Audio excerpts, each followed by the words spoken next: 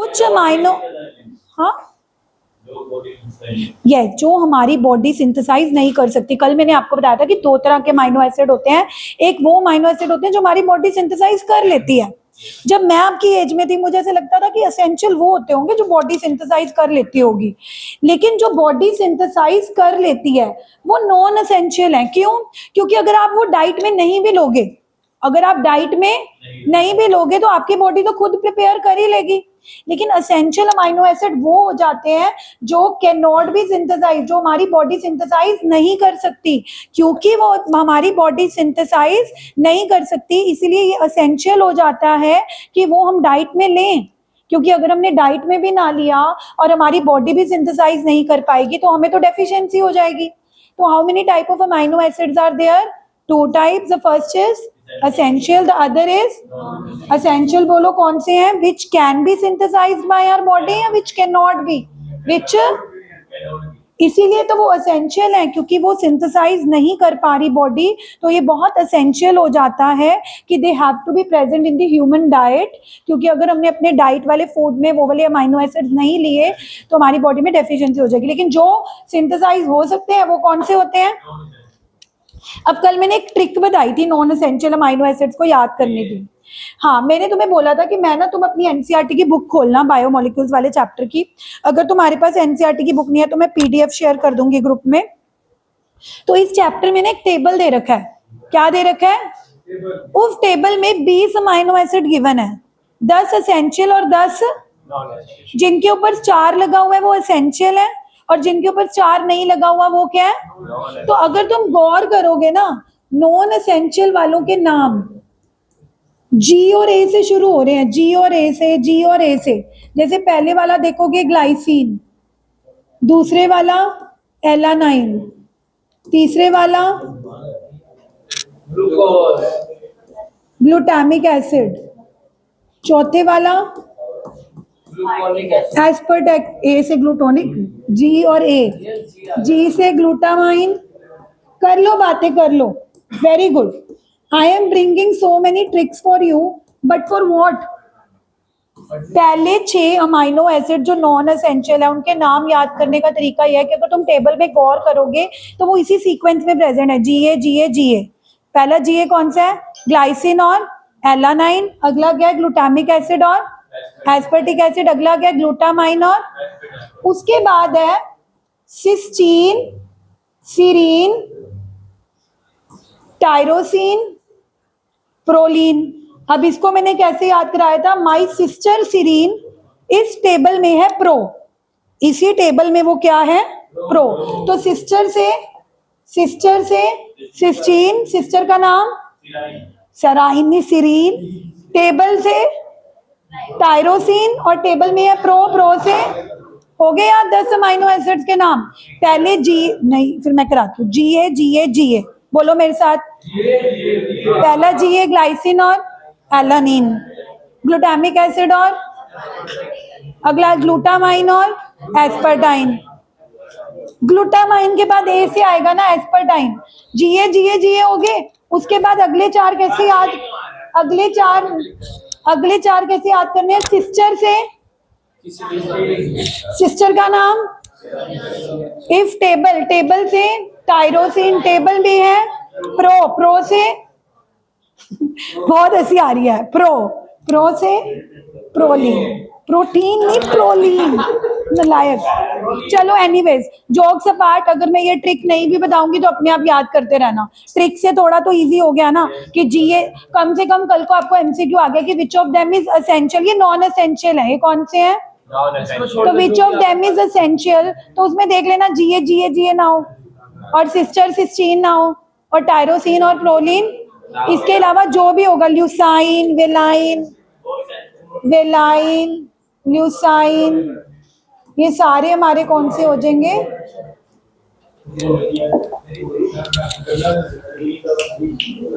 You know this is not funny, please. अच्छा नहीं लगता कि मैं पढ़ा रही हूँ 2 मिनट बाद मैं चुप कराऊं। तो पहली क्लासिफिकेशन अमाइनो एसिड की क्या थी गाइस? एसेंशियल एंड एसेंशियल कौन? जो बॉडी सिंथेसाइज कर सकती है या नहीं कर सकती। इसीलिए एसेंशियल है कि डाइट में लेने ही पड़ेंगे क्योंकि बॉडी तो सिंथेसाइज कर नहीं पा रही।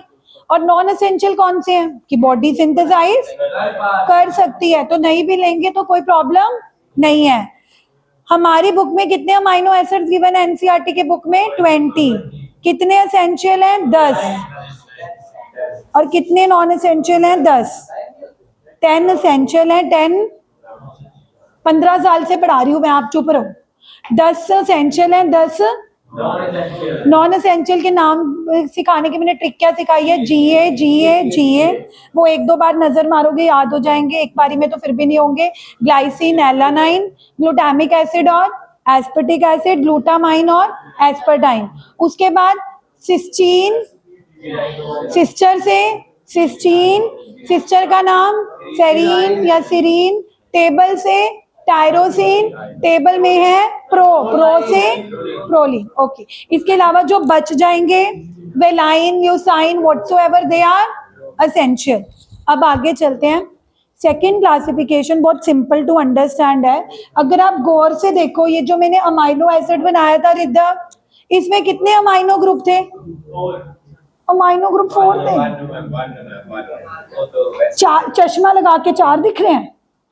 कितने अमाइनो ग्रुप हैं? कार्बोक्सिलिक ग्रुप भी कितने हैं? यानी कि क्या मैं कह सकती हूँ कि जितने अमाइनो, जिनको नहीं पता, ये बेसिक इन नेचर होते हैं, जितने बेसिक ग्रुप हैं उतने ही। तो सच्चा अमाइनो एसिड इज न्यूट्रल। सच्चा अमाइनो एसिड इज, यानी कि जिन अमाइनो एसिड में नंबर ऑफ,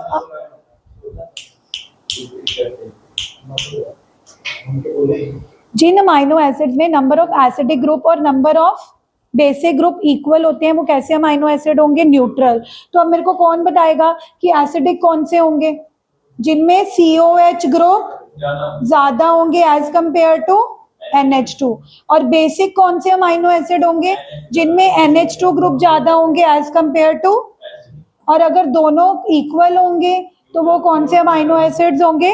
न्यूट्रल। तो second classification is very easy to understand, नाम ही बता रहा है कि न्यूट्रल अमाइनो एसिड होंगे।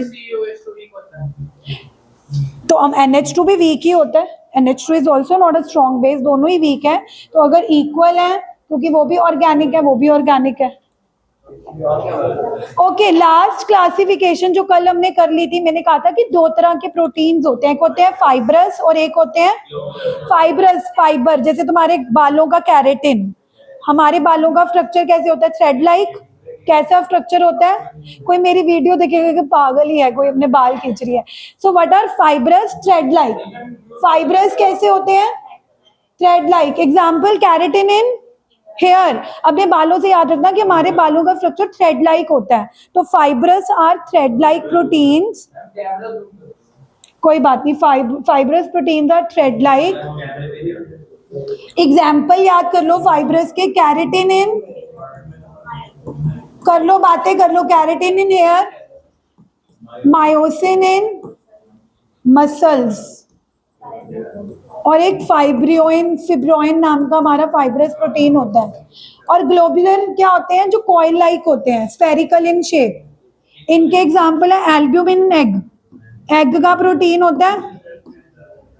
और एक हमारी बॉडी में इंसुलिन नाम का प्रोटीन होता है, जो डायबिटिक पर्सन होते हैं उनमें इंसुलिन सुना होगा आपने, उसको रेगुलेट करने के लिए हम इंजेक्शन देते हैं। तो इंसुलिन नाम का प्रोटीन और albumin are the category of. अभी आपको थोड़ा सा समझ नहीं आएगा क्योंकि यहाँ पे कुछ वर्ड्स लिखे हुए हैं कि थ्रेड लाइक होते हैं, इन विच पॉलीपेप्टाइड चेन्स रन पैरेलल। अभी तुम्हें पता ही नहीं है कि पॉलीपेप्टाइड चेन्स क्या है, तो जब तुम सारा प्रोटीन पढ़ लोगे तो तुम्हें फाइब्रस की डेफिनेशन क्लियर हो जाएगी। अभी के लिए सिर्फ इतना मान लो कि फाइब्रस प्रोटीन कैसे होते हैं? Thread like. और ग्लोबुलर प्रोटीन क्या होते हैं? Coil like. फाइब्रस प्रोटीन के एग्जाम्पल क्या है? Keratin in hair, myosin in and fibroin. क्योंकि ये MCQ आता है कि which of the following is not fibrous. तो अगर आपको पता होगा कि केराटिन फाइब्रस है, myosin is fibrous, fibroin is, तो जो बच जाएगा वो क्या होगा? ग्लोबुलर। ग्लोबुलर के मैंने कितने हैं? फिब्रोइन मतलब ऐसे बॉडी पार्ट में नहीं होता, but it is also one of the fibrous protein. मैं सर्च करके बता दूंगी एग्जैक्टली। और हमारे पास ग्लोबुलर प्रोटीन के एग्जाम्पल कौन से हैं? एल्ब्यूमिन इन एग एंड, और मैंने कल बताया था कि fibrous protein soluble in water होगा या नहीं? Fibrous protein soluble in water होगा या इनसोल्यूबल? अगर हम बाल धोते हैं फिर तो हमारा सारा कैरेटिन ही निकल जाए, या मतलब प्रोटीन तो हमारा सारा निकल जाएगा कैरेटिन। तो इसीलिए याद रखना fibrous proteins are insoluble in and globular is. और मैंने कल एक और पॉइंट भी बताया था कि fibrous are not much affected with the change in pH and temperature. Fibrous proteins का पीएच और टेम्परेचर के साथ भी ज्यादा फर्क नहीं होता, लेकिन globular are affected with the change in pH and. तो कितने पॉइंट्स करवा दिए फाइब्रस के, जिसमें से अभी तुम्हें काफी सारी बातें अभी मैंने बताई नहीं है क्योंकि अभी हमने आगे पढ़ना है, लेकिन फिर भी अगर आज की डेट में भी अगर तुम्हें कोई डिफरेंशिएट बोलेगा कि डिफरेंशिएट फाइब्रस एंड ग्लोबुलर, तो मिनिमम 4 पॉइंट्स तो आपको आने ही आने चाहिए। Fibrous are thread like structure in which this polypeptide chains run parallel। अभी ये लाइन आपको जब समझ आ जाएगी तो आप ये भी ऐड ऑन कर देना। Second, globular are spherical shape और कॉइल लाइक स्ट्रक्चर। फाइब्रस के एग्जांपल दे दोगे, ग्लोबुलर के एग्जांपल दे दोगे। Third, fibrous insoluble. ऐसे याद रखना कि फाइब्रस कैसे पानी में सोल्यूबल हो सकते हैं। अगर फाइब्रस पानी में सोल्यूबल होते फिर तो हमारे हेयर का कैरेटिन एवरी हेड वॉश पे हमारे बालों का प्रोटीन कैरेटिन वॉश अवे हो जाता। But is it, does it happen? No. तो globular are soluble and fibrous are insoluble. Fibrous pH और टेम्परेचर से भी ज्यादा इफेक्ट नहीं होते। अब आपके बाल हैं, ये तो नहीं है कि बहुत टेम्परेचर चेंज हो गया या गर्म पानी से बाल धो लिए तो उसका स्ट्रक्चर चेंज हो जाएगा, ऐसा नहीं होता। They are not much affected with the change in pH and temperature. Okay, आज हम शुरू करने वाले हैं प्रोटीन्स का स्ट्रक्चर, और मुझे पिन ड्रॉप साइलेंस चाहिए। अभी हमने एक इंट्रोडक्टरी पार्ट करा है, क्या क्या पढ़ा है कि प्रोटीन्स किसके बने होते हैं, अल्फा अमीनो एसिड्स के, beta amino acids. Alpha amino acid का क्या मतलब है, जब सेम कार्बन के साथ कौन कौन से ग्रुप लगे हों, अमीनो ग्रुप कौन सा होता है, NH2। और एसिडिक ग्रुप कौन सा होता है, COO। और एक कार्बन के साथ क्या लगा रहेगा, H, और एक नीचे कुछ भी लग सकता है, क्या लग सकता है। लेकिन अगर वो कुछ भी H हुआ, अल्फा अमीनो एसिड्स का स्ट्रक्चर एक क्या लगा होता है, अमाइनो एसिड है, तो अमाइनो NH2 ग्रुप। एसिड मतलब एक साइड क्या लगता है, और टेट्रावेलेंसी पूरी करने के लिए नीचे क्या लगेगा, कुछ भी। अगर वो कुछ भी क्या हुआ, तो पहले अमीनो एसिड का नाम तो सबको याद हो चुका होगा, first amino acid. Name the first smallest amino acid. Why it is smallest, क्योंकि एक तो H लगा हुआ है, नीचे भी आपने क्या लगा दिया। और glycine is the only amino acid जिसका carbon is no more chiral. Chiral होने के लिए चारों डिफरेंट होने चाहिए थे, चारों क्या होने चाहिए थे, बट नीचे आपने क्या लगा दिया, H। इधर भी क्या लगा हुआ है, तो दो सेम होने के करके it is no more chiral. और कायरल ना होना मतलब it is optically inactive. Optically दो तरह के कंपाउंड्स होते हैं, एक ऑप्टिकली एक्टिव होते हैं और एक ऑप्टिकली। तो can we learn some things that first amino acid glycine is the only amino acid which is optically inactive. धीरे धीरे बाकी अमीनो एसिड्स के नाम भी हमें याद होते चले जाएंगे। Let's not cram it on a single day. उसके बाद हमने दो कैटेगरीज करी, essential and non essential. Essential और नॉन एसेंशियल के एग्जांपल्स याद करवाए। उसके बाद मैंने बताया न्यूट्रल, बेसिक एंड एसिडिक। फिर उसके बाद हमने दो तरह के प्रोटीन्स करे जिसका डिफरेंस आता ही आता है। फाइब्रस एंड ग्लोबुलर प्रोटीन का examiner is one of the favourite question of examiners की differentiate between fibrous and globular. चलो, अब प्रोटीन्स एक बहुत कॉम्प्लिकेटेड चीज है। प्रोटीन्स ऐसा नहीं है कि आप इसका स्ट्रक्चर पढ़ने चले गए तो आपने माइक्रोस्कोप से देखा और इसके स्ट्रक्चर को समझ लिया। क्योंकि अब अगर जैसे मान लो मैं तो बोलती हूँ कि इस इमारत का स्ट्रक्चर तुमने पढ़ना है, इस बिल्डिंग का स्ट्रक्चर बनना है, तो पहले आपको खोल के देखना पड़ेगा कहाँ पे पाइप्स की फिटिंग है, कहाँ पे ब्रिक्स लगी हुई है, कहाँ पे वायर्स का कनेक्शन है। मतलब एक बिल्डिंग भी होती है, वो एक बिल्डिंग थोड़ा होती है, उसके अंदर कितनी सारी चीजें जुड़ी होती हैं। फिटिंग्स के लिए, इलेक्ट्रिसिटी के लिए अलग चीज लगी होती है, उसके बाद ब्रिक्स अलग हैं, उसके बाद उसके अंदर वाटर की पाइप्स की फिटिंग अलग होती है। ऐसी अगर आप प्रोटीन्स के स्ट्रक्चर को स्टडी करना चाहते हो, इसको 4 लेवल्स पे स्टडी किया जाता है। प्रोटीन्स के स्ट्रक्चर को कितने लेवल्स पे स्टडी किया जाता है? 4 लेवल। लेवल का मतलब ये है कि प्राइमरी लेवल हमें कुछ और चीज बताएगा, सेकेंडरी लेवल हमें कुछ और चीज बताएगा। How many structures, how many levels are there to study the structure of protein? Because protein is not a single molecule. आप समझने की कोशिश करिए कि प्रोटीन एक खुद ही पॉलीमर है, बहुत बड़ा मॉलिक्यूल है जो कितने ही अमीनो एसिड्स को जोड़ जोड़कर बना है। अब सबसे पहले मैं इसके 4 लेवल्स पढ़ाऊं, उससे पहले मैं आपको थोड़ा सा आइडिया देती हूँ कि प्रोटीन का स्ट्रक्चर बनता कैसे है। Have a look everybody on the board. अब इतनी सी जाहिर सी बात है कि प्रोटीन्स किसका बना हुआ है? अल्फा अमीनो एसिड का। किसका बना हुआ है? तो पहले काम करते हैं, एक अल्फा अमीनो एसिड को दूसरे अल्फा अमीनो एसिड के साथ जोड़ के देखते हैं। जैसे मैंने एक अल्फा अमीनो एसिड लिया, सारे बोर्ड पे देखो, कर लो बातें। अब मैंने एक अल्फा अमीनो एसिड, ये ग्लाइसिन ले लिया।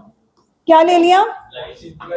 अब ऑब्वियस ही बात है कि सबसे पहले तो 2 अमीनो एसिड जुड़े होंगे, फिर 3 अमीनो एसिड जुड़े होंगे, फिर करते करते बहुत सारे अमीनो एसिड जुड़े होंगे, तभी प्रोटीन बना होगा।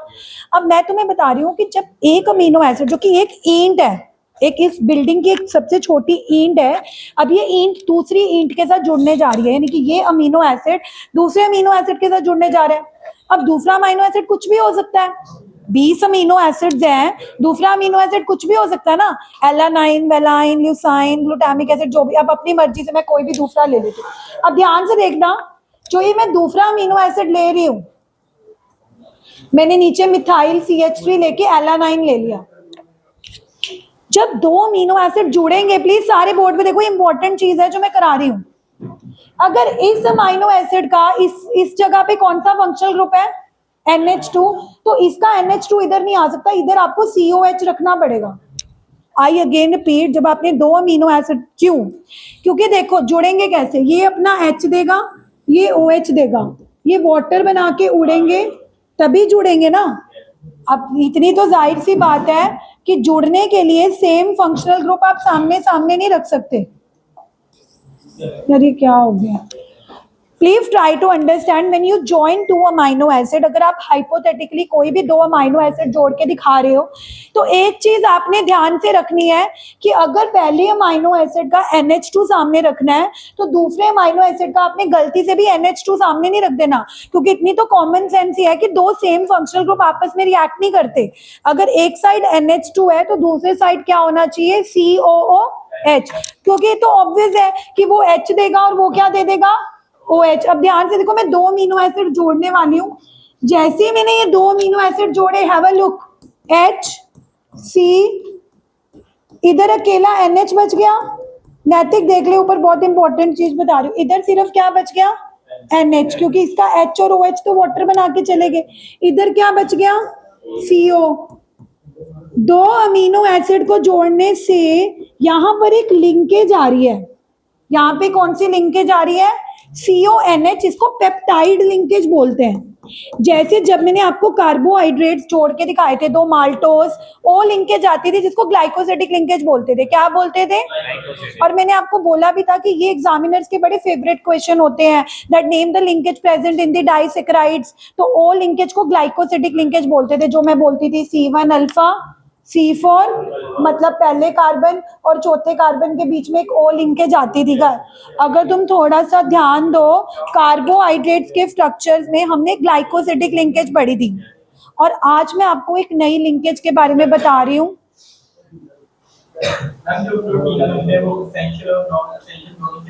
हाँ, बहुत अच्छा क्वेश्चन है कि मैम प्रोटीन्स जब बन रहे हैं, ऐसा पॉसिबल है कि एक अमीनो एसिड एसेंशियल की कैटेगरी से हो, दूसरा अमीनो एसिड नॉन एसेंशियल की कैटेगरी से हो, ये भी हो सकता है।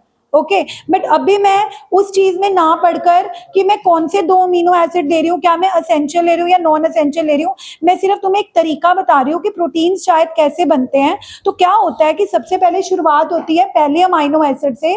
पहला अमीनो एसिड तो सबसे छोटी यूनिट है, सबसे पहले वो दूसरे अमीनो एसिड से जुड़ा। अब जैसे दूसरे अमीनो एसिड से जुड़ा तो उनमें कौन सी लिंकेज आ गई? CONH। कौन सी लिंकेज आ गई? What is this linkage known as? Now let me tell you a very important, Harry and Divyaja, please बाहर जाओ, please बाहर जाओ। Enough is enough। प्लीज, मैं बिल्कुल नहीं पढ़ा पा रही, बिल्कुल इतनी इंपॉर्टेंट चीजें हैं यहाँ पे बच्चे गलती करते हैं, आप सुन ही नहीं रहे हो ना ही पढ़ने दे रहे हो। अब मैं तुम्हें ये बता रही हूँ कि ना क्वेश्चन आएगा एग्जाम में। उसका तो बॉन्ड कंप्लीट ही नहीं होगा। क्यों नहीं हुआ कंप्लीट? सी और ओ के बीच में डबल बॉन्ड होता है, सी के साथ जुड़ा हुआ है। यार ये क्या करते हैं बच्चे, क्या करना है? ये इरेज सिलेक्शन क्यों हो रहा है? हाँ हाँ, इधर देखो, ये जो मैंने यूनिट बनाई है इसको डाइपेप्टाइड बोलते हैं। क्या बोलते हैं? इसको डाइपेप्टाइड इसीलिए बोला जाता है क्योंकि ये 2 अमीनो एसिड से जुड़ के बनी है, बट इसके अंदर पेप्टाइड लिंकेजेस एक ही हैं। अब एमसीक्यू में क्वेश्चन आएगा, how many peptide linkages are present in dipeptide, तो बच्चे सोचेंगे कि डाई है तो 2 ही पेप्टाइड लिंकेजेस होंगी, तो वो किस पे टिक कराएंगे? तो ध्यान देने वाली बात है कि डाइपेप्टाइड का नाम डाइपेप्टाइड इसीलिए नहीं पड़ा था कि क्योंकि उसके अंदर 2 पेप्टाइड लिंकेजेस थी। डाइपेप्टाइड का नाम इस वजह से पड़ा था क्योंकि ये 2 अमीनो एसिड्स को जोड़ के बन रहा है स्ट्रक्चर। ये जो स्ट्रक्चर बना है right now, this structure is known as dipeptide because it is formed by joining how many amino acids? 2, but number of peptide linkages are 1। तो अगर ऐसा क्वेश्चन आए, how many peptide linkages are present in a decapeptide? Deka क्या होता है? 10। हाँ 9 होंगी, क्यों? डेका मतलब 10, डेका मतलब, लेकिन मैंने अभी अभी बताया कि डाइपेप्टाइड के अंदर 2 पेप्टाइड लिंकेजेस नहीं है, डाइपेप्टाइड के अंदर कितनी पेप्टाइड लिंकेजेस है? 1। तो ट्राइपेप्टाइड के अंदर कितनी होंगी? एक कम। ट्राई का मतलब 3 होता है, बट 3 - 1 2, -1 क्यों? क्योंकि ट्राई का मतलब है वो 3 अमीनो एसिड से बन रहा है। कितने अमीनो एसिड से बन रहा है? 3, बट पेप्टाइड लिंकेजेस कितनी होंगी? तो ये रट लो कि जो भी पेप्टाइड का नाम है ट्राई है तो उसके अंदर पेप्टाइड लिंकेजेस 3 नहीं होंगी, कितनी होंगी? टेट्रा है तो उसके अंदर 4 पेप्टाइड लिंकेजेस नहीं होंगी, कितनी होंगी? एंड करते करते बड़ा एमसीक्यू का फेमस क्वेश्चन है that how many peptide linkages are present in decapeptide. तो बच्चे डेका को देख के they try to tick on 10, but will you be able to remember that decapeptide is deca because it is formed by joining 10 amino acid, but the number of peptide linkages are not 10, they are 9। अब हुआ क्या, amino acid जुड़ रहे थे, पहले glycine आया, फिर may be alanine आया, फिर मे बी वेलाइन आया। मतलब ये तो मैं एक हाइपोथेटिकल एग्जांपल ले रही हूँ, बट अलग अलग अमीनो एसिड जुड़ रहे होंगे, जुड़ते गए डेकापेप्टाइड हो गए, डेका से और बढ़ गए। एक टाइम आया जब अमीनो एसिड बढ़ते 100 से ज्यादा हो गए, और ये जो हमारे पास स्ट्रक्चर बना है इसका मास 10,000 U से ज्यादा हो गया, इसको बोलते हैं पॉलीपेप्टाइड। क्या बोलते हैं? और इस पॉलीपेप्टाइड को प्रोटीन बोला जाएगा। I again repeat, when a protein is said to be, when a polypeptide is said to be a protein, जब हम अमीनो एसिड्स को जोड़ रहे थे, पहले 2 अमीनो एसिड जुड़े तो डाइपेप्टाइड बना, 3 जुड़े तो क्या बना? ट्राई। करते करते 10 जुड़ गए तो 10 का नाम क्या हो गया? डेका। जब 10 से भी ज्यादा अमीनो एसिड्स हो गए तो उनको हम क्या बोलते हैं? पॉलीपेप्टाइड। अभी मैंने थोड़ी देर पहले आपको ये टर्म भी बताई थी कि अभी आपको समझ नहीं आएगा कि पॉलीपेप्टाइड का क्या मतलब है। जब मैं फाइब्रस प्रोटीन की डेफिनेशन करा रही थी तो उसमें ये टर्म आई थी पॉलीपेप्टाइड। अब समझो कि polypeptide is form by joining so many amino acids. Polypeptide कुछ नहीं है, जब आप बहुत सारे अमीनो एसिड जोड़ दोगे, जोड़ते रहोगे तो वो क्या बन जाएगी? पॉली। बट क्या ये पॉलीपेप्टाइड प्रोटीन होगी? ये पॉलीपेप्टाइड प्रोटीन तब बनेगी जब इसमें मिनिमम अमीनो एसिड्स किससे ज्यादा आ जाएंगे? जब कितने अमीनो एसिड से ज्यादा होंगे कि इस पॉलीपेप्टाइड को प्रोटीन कहा जाएगा। और इस पॉलीपेप्टाइड का मॉलिक्यूलर मास किससे ज्यादा होगा? तब ये पॉलीपेप्टाइड क्या बन जाएगी? देखो पॉलीपेप्टाइड तो 10 अमीनो एसिड से भी ज्यादा अमीनो एसिड हो गए वो पॉलीपेप्टाइड बन गई। हर पॉलीपेप्टाइड प्रोटीन नहीं होती, सिर्फ वही पॉलीपेप्टाइड प्रोटीन बनेगी जिसका अंदर मिनिमम कितने अमीनो एसिड्स होंगे? 100 से ज्यादा, और उसका मास भी कितना ज्यादा होगा? Greater than 10। उससे पहले वो प्रोटीन नहीं बनेगा, वो नॉर्मल पॉलीपेप्टाइड चेन रह जाएगी, उसको मतलब प्रोटीन की कैटेगरी नहीं मिलेगी, उसका अलग फंक्शन होगा, बट वो एज अ प्रोटीन काम नहीं करेगा। क्या बताऊं दोबारा? आपने एक इंट से दूसरी इंट जोड़ी, दूसरे से तीसरी इंट जोड़ी, ऐसे जुड़ते जुड़ते जुड़ते जब अमीनो एसिड 10 से ज्यादा हो गए, इसको हम पॉलीपेप्टाइड चेन बोलते हैं। क्या बोलते हैं? अब मैं ये कह रही हूँ कि ये प्रोटीन कब, क्योंकि protein is a very big molecule, इसी पॉलीपेप्टाइड को प्रोटीन तब कहा जाएगा जब इसके अंदर मिनिमम कितने अमीनो एसिड्स होंगे? 100 से, however there is an exception, जो हमारी बॉडी में इंसुलिन नाम का प्रोटीन है, उसके अंदर सिर्फ 51 अमीनो एसिड्स हैं। उसके अंदर सिर्फ कितने हैं? तो एज पर डेफिनेशन उसको प्रोटीन नहीं होना चाहिए, लेकिन वो एज अ बिहेवियर उसका प्रोटीन की तरह है, तो हमें उसको प्रोटीन एक्सेप्ट करना पड़ा। तो हालांकि ये डेफिनेशन ट्रू है, हाँ ये एक ही एक्सेप्शन है, that insulin is the only protein which has only how many amino acids? 51, यानी कि 100 से ज्यादा नहीं है, बट फिर भी हम उसको प्रोटीन मानते हैं। अदरवाइज डेफिनेशन यही है कि only those polypeptides are said to be protein. हम सिर्फ उन्हीं पॉलीपेप्टाइड्स को प्रोटीन कहेंगे कि जिनके अंदर मिनिमम किससे ज्यादा अमीनो एसिड्स हो? 100 से। अच्छा, मैं ये कह रही थी, जैसे कोई मेरे से पूछ रहा था अभी, गुरकीरत आप भी पूछ रहे थे कि मैम जब अमीनो एसिड्स को जोड़ रहे हैं, जैसे आपने पहले ग्लाइसिन और एलानिन को जोड़ दिया, तो क्या एक असेंशियल नॉन असेंशियल से जुड़ सकता है? तो मैं वही आपको बताने वाली थी अभी कि प्रोटीन के स्ट्रक्चर को 4 लेवल्स पे स्टडी किया जाता है। कितने लेवल्स पे स्टडी किया जाता है? पहला लेवल हमें यही बताता है, जैसे मान लो आप डॉक्टर के पास गए, आपके ब्लड में हीमोग्लोबिन नाम का प्रोटीन है, या किसी पर्सन को अपना ब्लड चेक कराना है कि हाँ मेरे को कोई डिजीज तो नहीं है, कोई सिकल सेल एनीमिया कुछ प्रॉब्लम तो नहीं है, तो उनको कैसे पता लगेगा?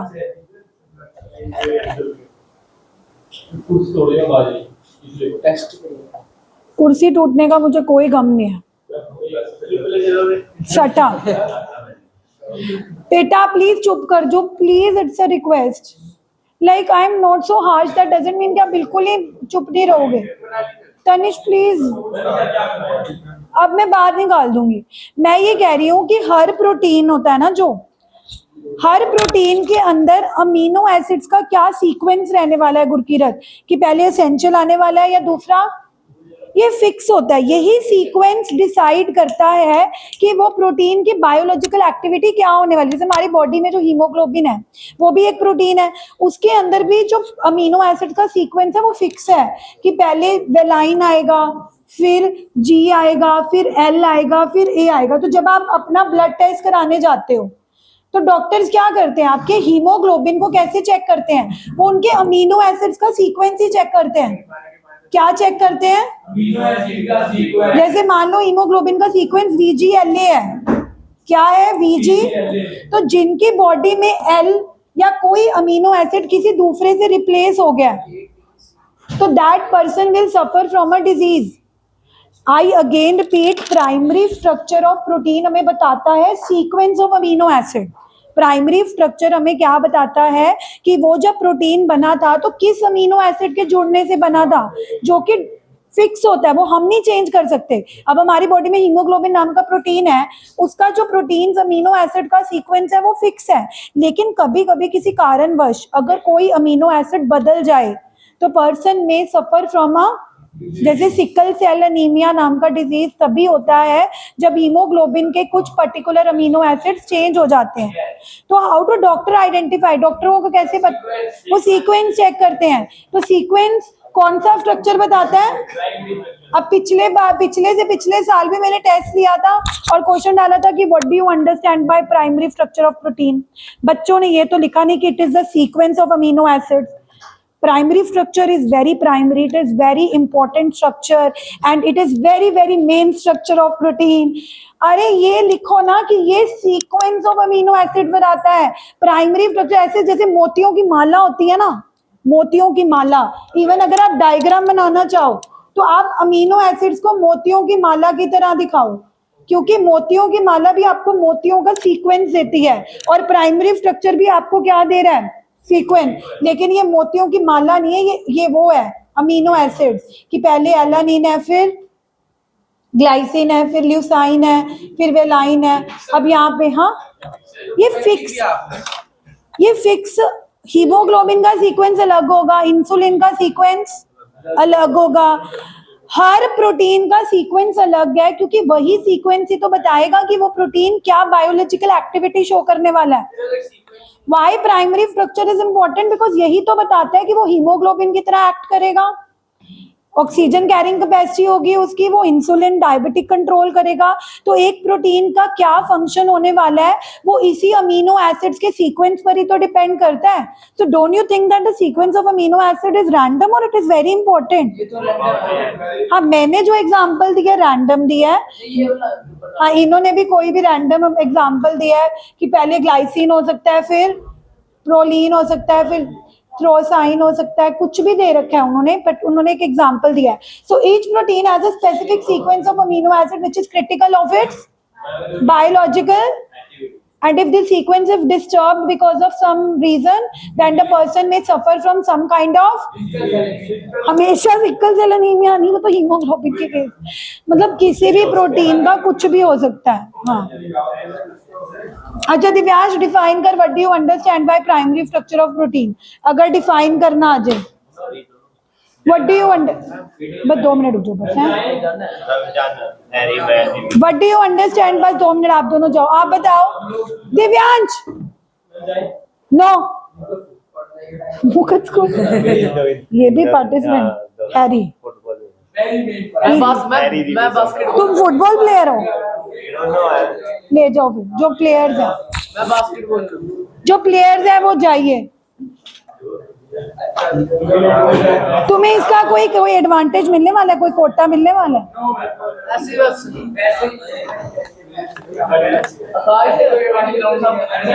जल्दी जाओ जल्दी, ऐसे नहीं जब जान के। अच्छा, who will tell me what do you understand by primary structure of protein? Primary structure of proteins give, shut up everybody in the class now.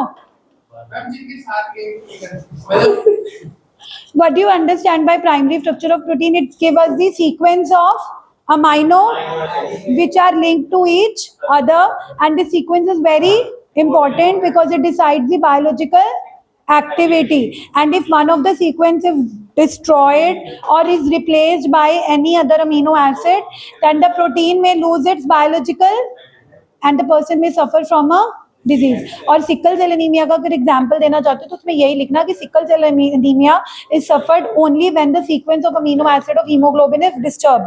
ये तो ट्रू एग्जांपल ही है कि जब हीमोग्लोबिन का सीक्वेंस डिस्टर्ब होता है तभी पर्सन कौन सी डिजीज से सफर करता है, सिकल सेल एनीमिया। दूसरा स्ट्रक्चर क्या है?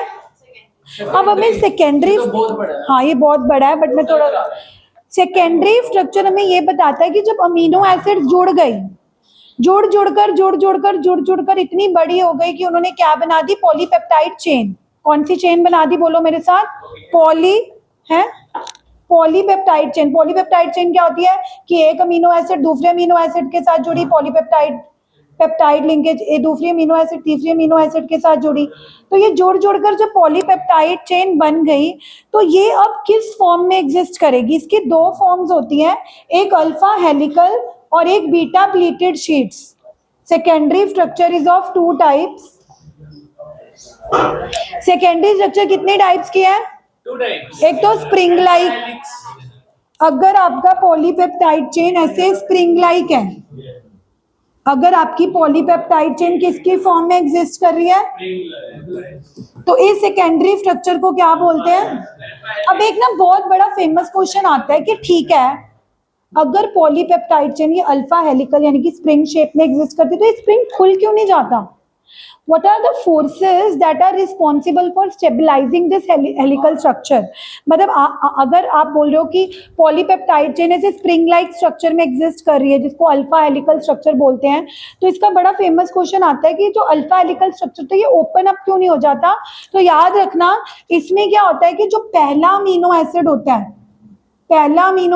है C डबल बॉन्ड हो, दूसरा तीसरा चौथे अमीनो एसिड्स के बीच में हाइड्रोजन बॉन्डिंग बनने लग जाती है। क्या बनने लग जाती है? And this hydrogen bonding which is formed between C double bond O, ये मैंने C double bond O group ही बनाया है, of 1 amino acids, residue hydrogen bond with the adjacent turn of the helix, मतलब जो दूसरा हेलिक्स का दूसरा टर्न होगा। But I am telling you ये पहले और चौथे अमीनो एसिड्स के बीच में बनती है। हाइड्रोजन बॉन्डिंग कौन से अमीनो एसिड के बीच में बनती है? पहले और, जैसे स्प्रिंग का ये पहला टर्न आया, ये दूसरा टर्न आया, तो पहले टर्न का जो C double bond O group होगा और जो दूसरे टर्न का NH बॉन्ड होगा, H और O के बीच में क्या बनने लग जाएगी? हाइड्रोजन। और इस हाइड्रोजन बॉन्डिंग की वजह से स्प्रिंग खुल नहीं पाएगा। और ये मैं स्ट्रक्चर बनवाऊंगी कल क्लास में। बैठ बैठ, नहीं मैंने कब बोला? टाइम हो गया बच्चों 1 मिनट नहीं पढ़ाने दिया, प्लीज सिर्फ। तो बोलो पॉलीपेप्टाइड चेन्स के कितने स्ट्रक्चर्स होते हैं? अल्फा हेलिकल, और दूसरा कौन सा होता है? Beta sheets. ये कल मैं आपको बनवा के दिखाऊंगी, तभी आपको समझ आएंगे, ठीक है? तो कल हम ड्रॉ करके देखेंगे alpha helical and beta sheet तो पार्टी है। आई होप की पार्टी हो, बट अगर 90% ऊपर वाले 10 बच्चे हुए तो क्या तो रहे हैं। वैसे ऑफिशियल वेबसाइट पे आया नहीं है कल, ये तो र्यूमर्स ही है, मुझे भी लगता है थोड़ा लेट आएगा।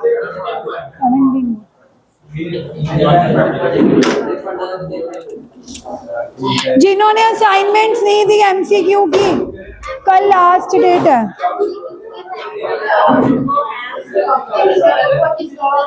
डाउट्स? हाँ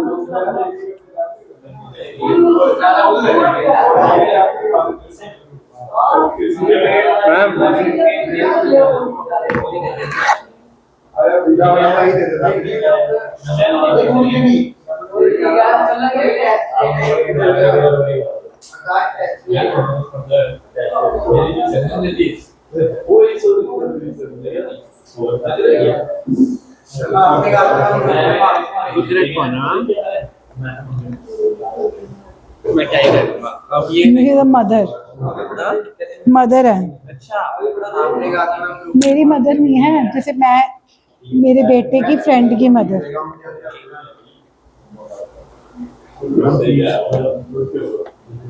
बार मैम को दे देना। ये देखो आप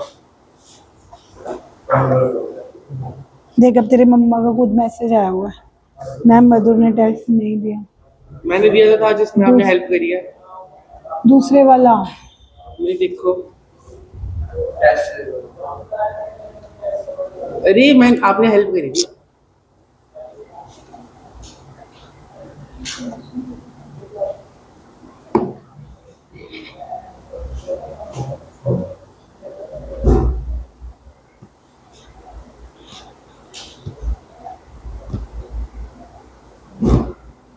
ठीक है ये देखो मेरी मम्मी ने को ऐसे दिया। मैंने भी दिया था टेस्ट, कॉपी पे दिया हुआ है, मैम ने हेल्प करी थी। मम्मी हमसे जी नंबर कहाँ है? अरे मैम ने हेल्प करी थी टेस्ट में, तो रीजनिंग टेस्ट था, अभी करती हूँ। कर ले, मेरे को मैं बता दूंगी। टेस्ट दे दो आपको, तो ये नहीं लगता यार ऐसी चीजें कर जो फिजिबल हो, बस एक दिन के लिए कसौली को चल रहा है। नहीं कसौली तो बिल्कुल नहीं, एटलीस्ट 2 नाइट 3 डेज। हाँ तेरी मर्जी चलेगी। आपने कहा था मैं ग्रुप में मार्क्स नहीं देती, पेरेंट्स वाले में भेज दे। पूछना मैम। एटलीस्ट 2 नाइट 3 डेज यहाँ पे। मैंने ना जैनित को मना करा था, एडिट कर दो, जैनित के हटा दो, पर हर बार नहीं होगा।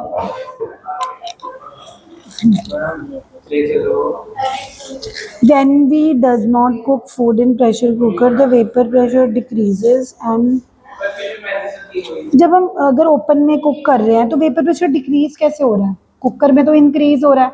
जब आप ओपन पैन में करते हैं, है ना, it is expose to atmospheric pressure, तो डिक्रीज कैसे हुआ? ये बात नहीं मुझे समझ आई।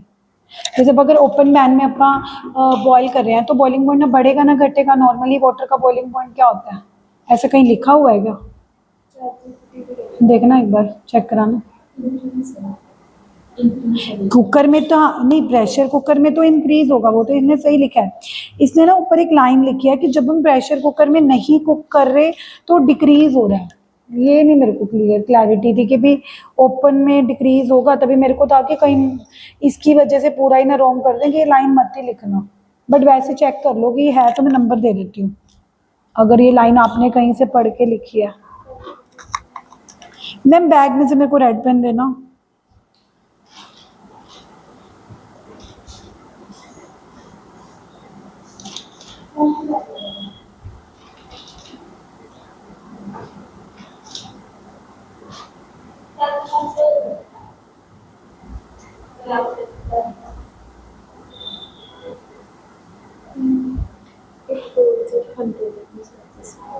है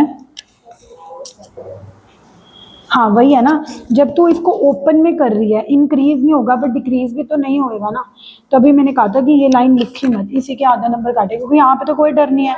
बट मेन है कि हम फाइनल में कोई ऐसी चीज ना लिखे, क्योंकि कई बार पता है क्या होगा, वो इतनी जल्दी में चेक करेंगे, वो लगेंगे, उनको लगेगा वो पूरा तो पढ़ेंगे नहीं, वो लगेंगे अच्छा डिक्रीज हो रहा है, हो तो इंक्रीज हो तो पूरा ही काट दें। ये तो मैंने अभी तसल्ली से पढ़ा कि नहीं तूने नीचे वाला पार्ट ठीक लिखा है, तो ये लाइन लिखो ही मत, सिंपल यहीं से शुरू कर कि when we cook food in pressure cooker, pressure increases, hence boiling point also increase and water remains in liquid form inside cooker and therefore food goes better in। बाकी सारा ठीक, बस इसी के पीछे नहीं तो तेरे हाईएस्ट ही आ रहे जो भी। इसमें 0.10, 0.5 में 0.10 नहीं लो कौन सा है, जैसे उसकी 0.10 बड़ा है उसका कौन सा अब तो इसको 10 ले रही होगी ना, 0.10 नहीं है ये मैंने भी पहले यही सोचा था 0.10, मतलब अगर तू 0 सॉरी अगर तू 0.10 देखे है ना, इसको ओपन कर 10/100, तो ये 0.1 नहीं है, तो 0.1 मतलब ये लो है, और ये क्या है, तो लो टू हाई होगा, ये डाइल्यूट है। तो इसको 0.10 समझ रही होगी और इसको 0.5, बट फिर ये तो फिर 0.50 हो गया। अगर तू इसको 10 समझ रही है, फिर इसकी भी 0 लगा के इसको 50 समझ, तब भी ये 10 और 50 में से यही लो होगा ना, तो लो टू हाई आना था। ये डाइल्यूट नहीं है, ये डाइल्यूट। ये भी ऐसे फालतू के नंबर कट गए, क्योंकि मैंने भी यही सोचा था कि 10 है वो 5 है, जबकि वो 0.1 है वो 0.5 है। ठीक है हाँ, इसमें ज़्यादा अप्रोक्सीमेशन करना इतने अप्रोक्सीमेशन करे तभी आंसर मैच नहीं हो रहा, क्योंकि मैंने तुम्हें बोला था कि वैसे अप्रोक्सीमेशन करने का डर नहीं है, बट जो आई और अल्फा वाले न्यूमेरिकल है, मैंने बोली थी ना ये बात कि इनमें मत करना, क्योंकि इनमें थोड़े थोड़े का भी फर्क पड़ता है। तो देने को तो मैं इस